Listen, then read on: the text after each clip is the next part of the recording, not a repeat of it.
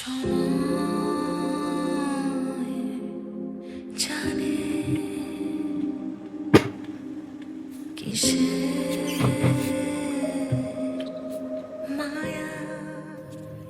রে, তুই এত রাতে জেগে আছিস কেন রে? ঘুম আসছে না দাদা, বাইরে কেউ দাঁড়িয়ে আছে। কোথায়? কেউ নেই তো। সবাইকে তো আর দেখা যায় না, তাই না?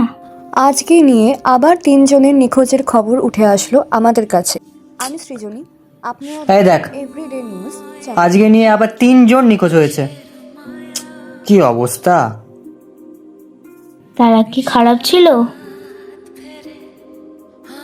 মানে যারা অন্যকে কষ্ট দেয় তারা হারিয়ে গেলে খারাপ কি?